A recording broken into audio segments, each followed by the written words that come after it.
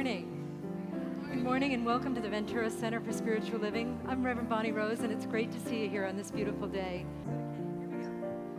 Let us sing together, our congregation. And so we allow it to be as we breathe deeply and move into even greater spaciousness, into greater awareness of the grace and the goodness that is in all things. Let us breathe in and breathe out and become still and know as we listen to the words of our sacred reading. How Could a Lover Fall? By Tukaram.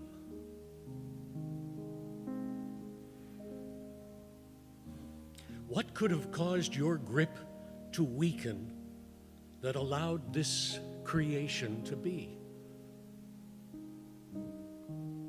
How could a lover fall to his death from the arms of infinite strength?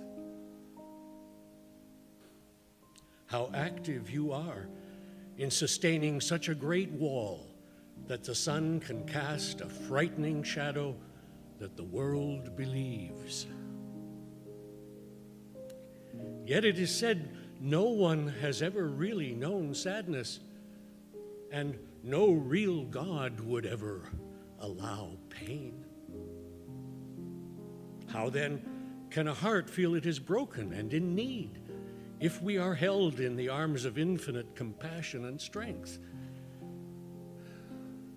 The mirror you, God, stand before, we need to gaze into it also. The name you called, beloved, as I fell from your lips, I suffer because I did not quite hear it. So tell me again, dear one, so clear, I am you?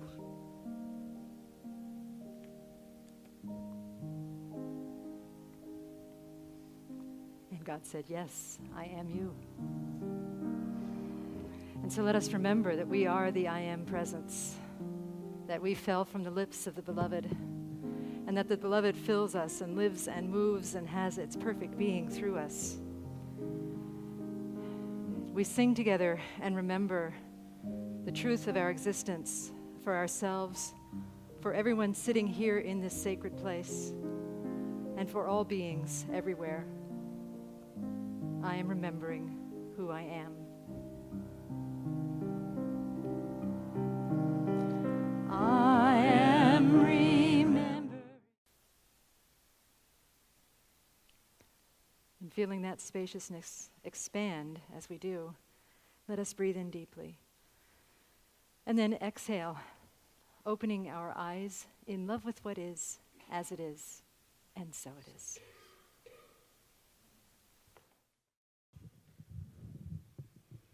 Good morning.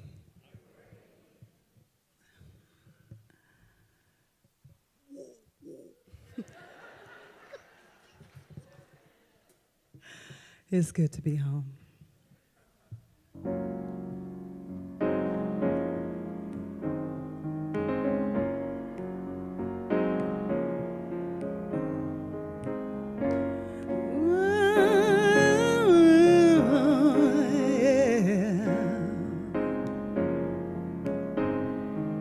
Radiant faith is my friend today, and I see my life in a different way. I'm not excited, and I'm not crawling in despair, but I'm better than I have been. At the center of my sober mind, I am calm, I am sure all is well, 'cause I know that every valley shall be exalted, and every mountain lay low. I'm living in the desert, the rose is blooming on the highway for my God, blooming on the highway for my God.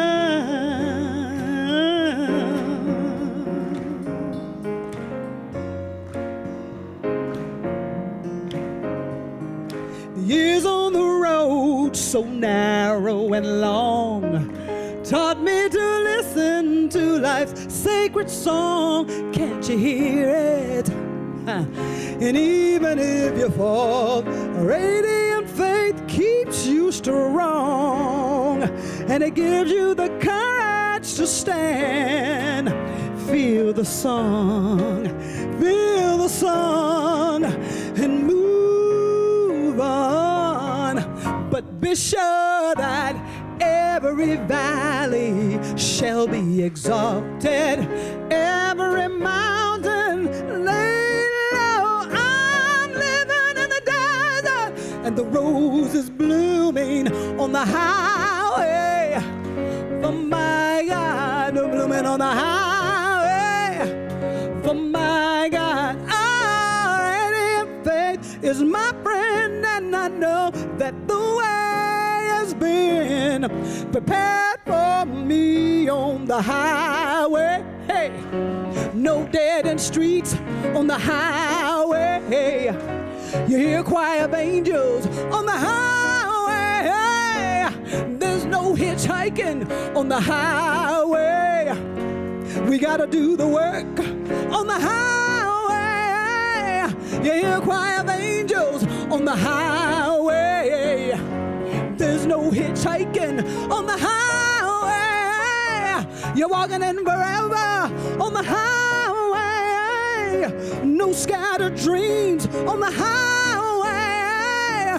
You gotta do the work on the highway.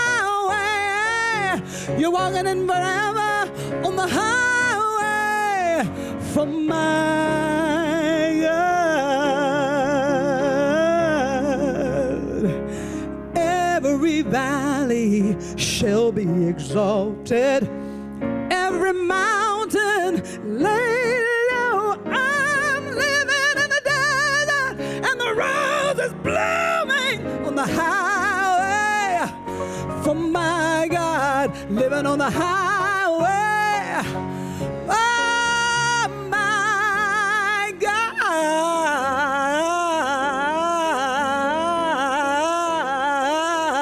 I'm blooming. I am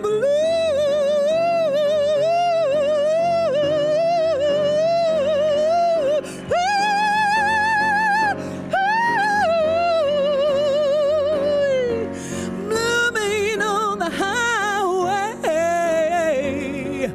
Oh my God.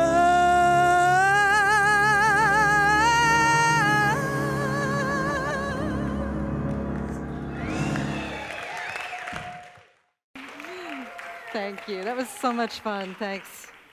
Would you mind sharing so I don't forget to ask you who wrote that song? Ricky Byers Beckwith. Okay. All righty. I had a feeling it might be. Yeah, just wonderful. Ricky Beebe. Okay. Sounds good. All right. So hi, everybody. After that performance, I'm not quite sure what to say, other than I wish I'd put a little more time into preparing. No, it'll be fine. It'll be fine. Did a wedding last night. Two of our practitioners got married, Greg Luce and Jennifer Seal. So, yeah. Very, very happy for them. Shockingly, they are not in church this morning. I don't know why. Anyway, it's nice to have that bright spot in this week that has been trying, right? Because of the shooting in Las Vegas that was such a tragedy and just kind of hard to wrap, for me personally, hard to wrap my mind around because it's so unclear as to what really happened. And I think a lot of people are sort of sitting in that question and still feeling the pain and the kind of indignity of it that this is happening, or this had happened. And that on top of all of the natural disasters that we've been having, it feels almost like we've had sort of a sense of crisis fatigue, where so much stuff is happening that it's hard to process all of it. And I looked at what I was doing in my mind with some of this, and I was saying to myself, well, life should be different. Life should be different. And I said, well, that would be a good talk title, Life Should Be. But then as I thought about it more, life should be different, or is it life should be? You know, I think yes is the answer to that question, to that either-or question. It's both. We can say what life should be. We can aspire to something greater for our lives or for the life of the planet, the life of our loved ones. But also there's a time and a place when we have to allow life to be. We say life should be as it is, and so it is. Because there is this perfection in life that is contained in everything. So because I think the former, telling life how it should be, is more of our basic MO. We're going to talk more today about the state of allowing life to be and recognizing the perfection in what is. So when I started meditating on this topic, I didn't really have any ideas, so I went into a deeper meditation. And one of the things that came up for me as I was meditating was sort of an odd symbol, but it was an egg, just a beautiful chicken egg. When I was in school, in college, there was an engineering school, and one of the engineering students told me that an egg is a miracle of technology, that we can't really create something as magnificent as the egg because it has to be fragile and strong at the same time. And, you know, when you think about where it comes from, too, it comes out of the south of the equator on a chicken, you know? I love that paradox, that it comes from a very lowly place, but it's this miracle of technology. And so I started meditating on this symbol of the egg, and I noticed that the egg in my meditation was kind of smudged. So being a Germanic Virgo and all, I thought, well, I got to clean that. I got to clean up the smudges. So I went in my meditation and got my Windex and whatnot, and was going to start polishing that eggshell. And as I did it, the smudges got deeper and darker. So I said, okay, maybe I need to step back and let it be, let life be. And as I did, the smudges started turning into small cracks. And in the small cracks, there was a light that was shining from the inside of the egg. And as the cracks opened, the lights got brighter and brighter and brighter and brighter. And it reminded me of that Leonard Cohen song about how there's a brokenness in everything, and that's how the light gets in or out, or whatever he said. I'm paraphrasing. So there's that idea that sometimes if we leave life alone, it allows the light of life to shine. So if you're like kind of stressing about something in life, maybe it's time just to let it be, to not wipe off the smudges quite so rigorously, and just see if there's light hidden underneath those smudges. And that applies to life, but does it apply to people? Shouldn't we be able to tell people how they should be? Because people are problematic, have you noticed? Perhaps one or two of us have someone in our lives that is problematic, sitting in the sanctuary. Not sitting in the sanctuary, but in our lives, in our vast lives. It's someone that is creating a problem. And it's very tempting to say that this person should be different, or maybe this person just should be. Good luck with that. No, sorry. Okay. You know, I was thinking about this idea of how people should be, and I remembered back when I was in college again, and after I graduated, I had a roommate that seemed like an unlikely roommate for me. We didn't really know each other in college, and we were both working on the same unit in the hospital. We went to the same school, and we're working on the same neurosurgical unit at Duke Hospital in North Carolina. And we didn't know each other. We kind of ran with different crowds, but she asked me if I would be her roommate, and I said yes. And she was afraid of me, because she thought for some reason that I was like one of the in-crowd sorority girls, which I totally wasn't.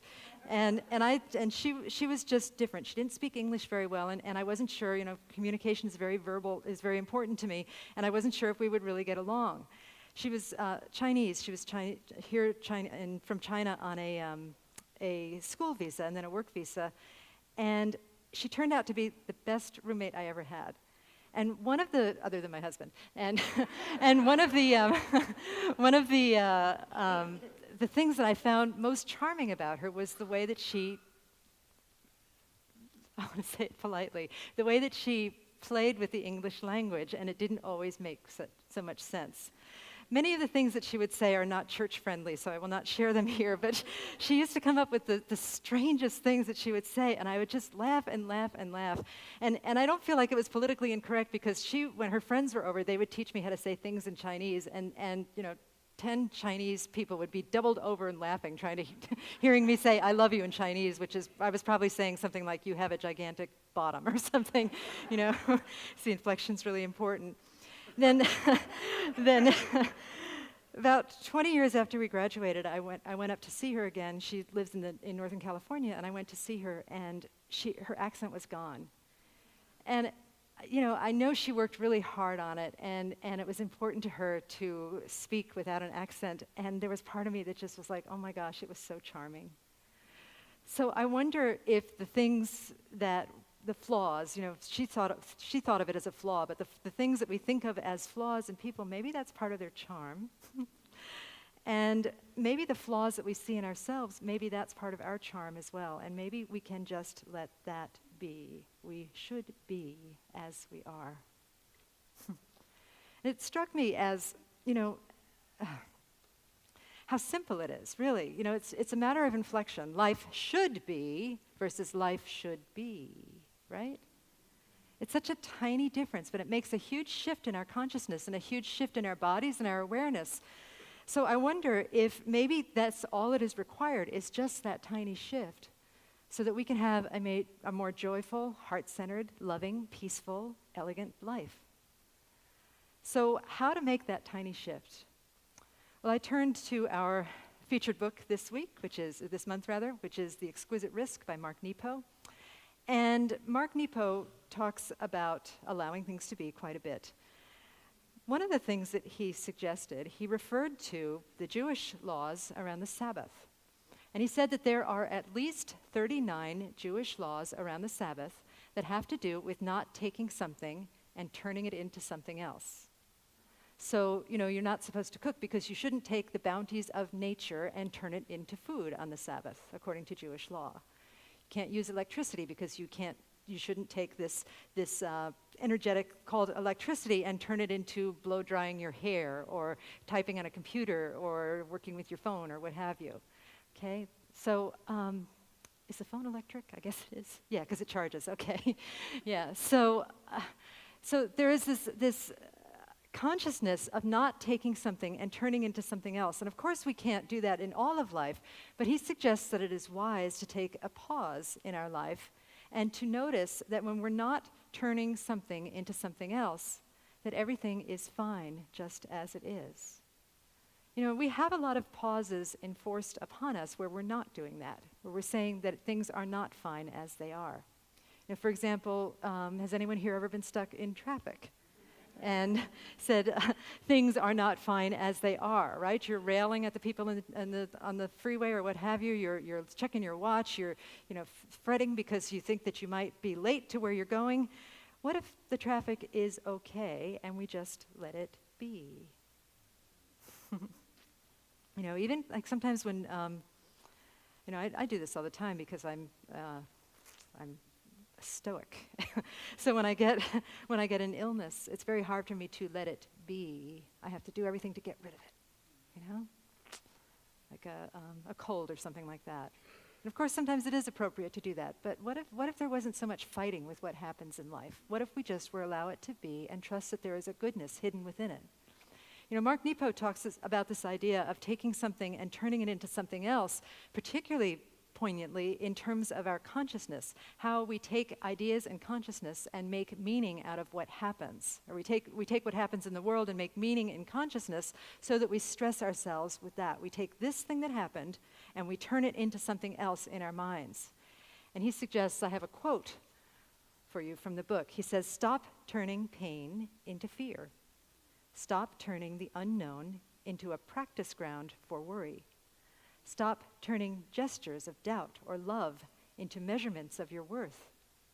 While we are blessed with consciousness, we often work it like ants, furiously moving things around in our minds, constantly turning one thing into another, never resting, never giving ourselves the chance to settle into the raw beauty of things as they are." What would it be like to settle into the raw beauty of things as they are? Stop working like ants and just move into a grace of greater acceptance. Another thing that he suggests in allowing what is to be is, this comes up a lot when we talk about allowing things to be, because people will often ask me, but what if there's a real problem and you need to get out there and change it? What if the world does need to be changed? Ernest Holmes would say that there's nothing to be healed, only wholeness to be revealed, and that the only thing that needs to be healed is the consciousness that something needs to be healed. That may be a stretch for some of us, and sometimes we do have to take action, and we take compassionate action and conscious action. But one way to do that, one way to keep ourselves on track with conscious and compassionate action, is to do what Mark Nepo suggests, and that is to avoid denying and also avoid indulging at the same time. So he suggests this in terms of changing the world. Like we don't have to deny what's going on in the world and what's problematic about it. So we don't deny it, but we also don't play it over and over and over in our heads and process it with 3 therapists and treat it like it's a mini-series that will never end, right? We can instead of indulging that tendency that we have to over-process things, we can rest in the balance of don't deny and don't indulge. This works, in my experience, I found that this works really well with, remember I talked about how people can be problematic, right? So, the truth is that people aren't really problematic. They're just different than us. They have a different opinion of how things should be than us, right? So I found that this idea of not indulging and not denying is very helpful when somebody feels like they are against me. When somebody comes up to me with a criticism about me or something going on in the church or some policy that we have to uphold as a church, it's easy to try and make them the enemy, but truly they're not. I'm not denying them their right to have their experience, right? We don't have to deny their right to have their experience, but neither do we have to indulge it either, and we don't have to indulge our desire to be liked, Some of us are not comfortable unless everyone around us is completely happy with us. Do you know how exhausting that is? Is anybody familiar with how exhausting that is? Right? So it's this beautiful balance of finding out, okay, where am I denying and where can I refrain from denying, but also where am I indulging and where can I stop indulging? Indulging myself, indulging my need to be liked, indulging my need to control, all of those indulgences that we do, and rest in that beautiful balance between these 2 opposites, between these 2 polar opposites. And people always ask me, well, how do you do this? I mean, I've been talking so much lately about opposing forces, and they come together and they go into this reconciling third force, and then they create something wonderful and new. I've been talking to my whatever off about that, and how do you stay in that tension? How do you stay in that trust of recognizing that there truly is a reconciling force that will take these polar opposites that you're holding with eloquence and grace? How do you stay there? And lately I've been thinking that compassion is how you stay there. I've spoken with you before about the metaphor of the Christ, where the Christ is stretched between 2 polar opposites on the cross, and he responds with the heart of the Christ, with the center, which is compassion, which is understanding this polar opposite and this polar opposite merged together in the heart of the Christ, which is compassion. And what I know about compassion is that it is both cause and effect. Compassion allows me to hold the opposites, but when I hold the opposites, I have greater compassion. And when we realize that something is both cause and effect at the same time, that means that we are touching the garment of wholeness. We are touching that seamless robe of truth. We're not even touching it, we're putting it on, and we are one with all that is. We are one with the power. We are one with that consciousness that requires no healing because it already is healed. That place where there is no brokenness, where the brokenness is merely a crack for the light to shine through. Right? Wouldn't that feel good to walk around there all the time? But it's like Gino said in the song, there are no hitchhikers, are there? Right? Yeah. What a shame. What a shame. We have to do the work, and the work is the work is doing what I've been saying, allowing things to be. And part of the state of allowing things to be is looking at our denials and our indulgences and seeing where we can work with those in a greater way, so that we can hold the opposites with greater compassion. That changes our lives from the inside out. That changes the world from the inside out. That brings light into everything when we are able to do that, when we're able to hold that compassion. And really what it does is that it reveals the truth of the perfection in everything. Mark Nepo's 3rd point on this topic was talking about how when he was a young man, he started out as a poet and a philosopher, and he was really compelled by the story about the the alchemist turning iron into gold, lead into gold, whichever way you want to put it. And he was just obsessed with the metaphor of it and thinking that philosophy and art would be what would take the ugliness of life and turn it into gold. And he really, really felt that that was his calling. And then he said, as he got a little older, I'm going to read this because it's kind of beautiful. Oh, here it is, okay. He said, of course, being pummeled over decades into the beauty of things as they are, I now understand that it's all about realizing that the iron is already gold. I now feel certain that the true purpose of philosophy and art is to realize the gold already in everything by immersing ourselves directly and immediately into things as they are. How about that?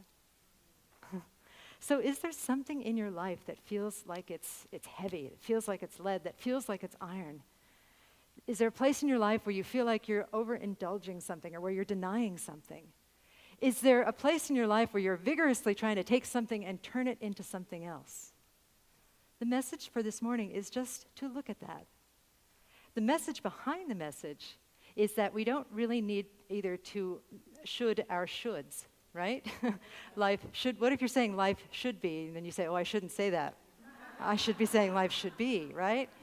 You just start where you are and recognize that it does begin and end with compassion, that the willingness to start where we are opens up that beautiful, beautiful compassion.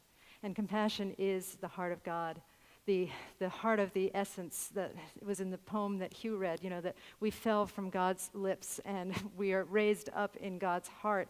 And God is constantly whispering through all of creation, I am you. I am you. And that's what we want behind all of our strivings and all of our fixings and all of our changings and all of our denials and all of our indulgences. That is the primary wish behind everything, is the wish for union with God. And the funny thing is that we already have it. We just don't know it. We're like my dog Bartok when he chases his tail, right? He's already got that tail, but he's determined to catch it. That's how we are. So I'm going to close with another reading, a last reading from Mark Nepo's book, The Exquisite Risk. And he says, we have precious little time to become true.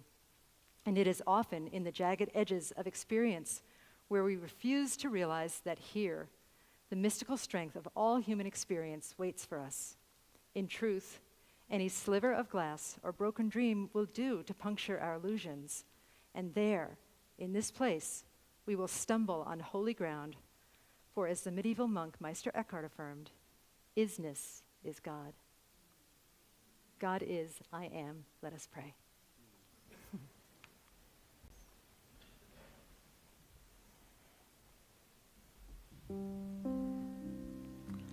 And so I turn within and recognize that isness, that beautiful essence of all creation that is creation, that power, that glory, that love, that wonder, that grace, that goodness, that compassion.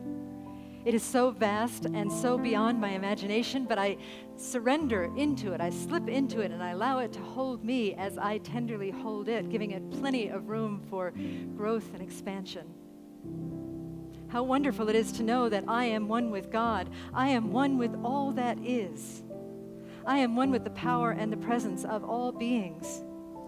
I am one with the power and the presence of all beingness. I am one with essence. I am one with truth. And though I say I am, I'm not speaking about me alone. I'm speaking about the universal I am, which is the name for God.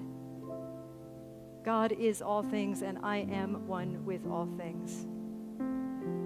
And so knowing that this is true, we are able to look at our lives and see if there is a place where maybe instead of pushing against life, we can just allow it to be. We can look at a place where we may be turning something, whether it's a thought or an idea or an event, into something else. And we allow that to be. We leave it alone. We let it rest as it is, and so it is. And we also look at the places where we may be denying certain feelings that are required to come up, certain things that are necessary for our growth, and we're naming them bad, either in ourselves or in another person. And we welcome them. We refrain from the urge to deny. We simply allow that to be. And then we look at the place in ourselves where we tend to overindulge, where we tend to overprocess, where we tend to think because it's happening to me, the world must stop. And we look at that as well. And we see that we don't have to indulge feelings and thoughts that are keeping us stuck. So we let that go by choice, by free will, by grace. How good it is to know that life is already gold, that the preciousness of spirit already exists in everything, and that we are part of that everything. How wonderful it is to have this transformative experience of this beautiful service through the words and the music and the fellowship, to come together and to be one with the power and the presence of God that we take out into our everyday lives, where everything becomes golden, filled with light. I am so grateful for this center, and so grateful for this teaching, so grateful for this philosophy, so grateful for all paths to God. I bless all of them: churches, synagogues, temples, mosques, ashrams. And with a heart that is filled with gratitude and filled with grace and filled with compassion, I also bless the people in Las Vegas, all beings involved in that scenario. And I breathe into the awareness that God is right where they are, that God is in everything, and that all is well on the unseen side of life. And so my heart is full, my being is full, my life is full, full of love, full of God, full of compassion. And into this fullness, which is emptiness in disguise, I release these words into the divine mystery. And together we say, and so it is. I am so...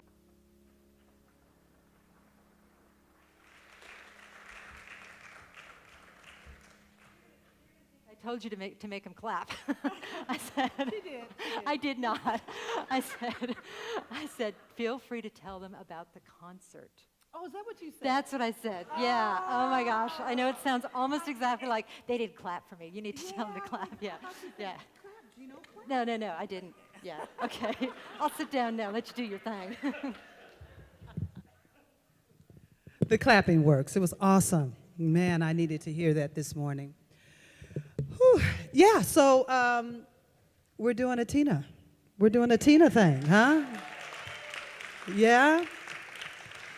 Now, for me, that means you have to go out into the community and share with your family and friends so we can fill the house with all the love and joy and come ready, prepared to dance, kick your shoes up, meet a new man, meet a new woman.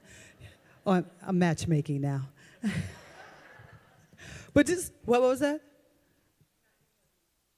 Not what? Oh, I'm not just letting you be? You can be today. On November the 18th, come prepared, baby. November the 18th, we gonna be together up in this house, rocking it, yes?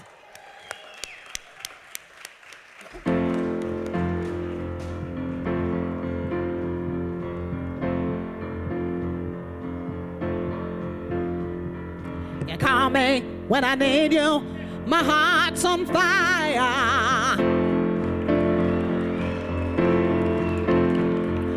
Come to me, wild and wilder. Well, you come to me, November the 18th. Give me everything I need. I give a lifetime of promises and a world of dreams. Woo! Speak a language of love like you know what it means. Oh, I can't be wrong. Take my heart and make me strong, baby. You're simply the best. Better than the rest. You're better than anyone I've ever met. I'm stuck on my heart. I hang on every word you say. Oh, darling, don't tear us apart. Oh, baby, I'd rather be dead. In your arms, I see the stars of every night and every day. Ooh. In your eyes, I get lost, I get washed away. Just as long as you're here in my arms, I could be in no better place. Oh, you're simply the best. Better than all the rest. Why are you sitting down? Better than anyone. If you can stand anyone I've ever met, feel that energy. Oh, I'm stuck in your heart. I hang on every word you say. I see you up there. Oh, darling, come on. No ties apart. Baby, I'd rather be dead. Woo. Each time you leave, I start losing control. I'm walking away with my heart and my soul. I can feel you even when I'm alone. Oh, baby, darling, you. Come on, David.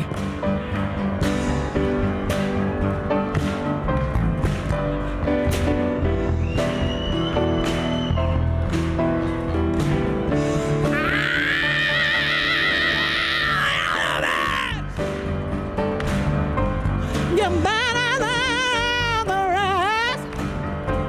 You're better than anyone. Anyone I've ever met. I'm simply the best. Better than the rest. Baby, you're better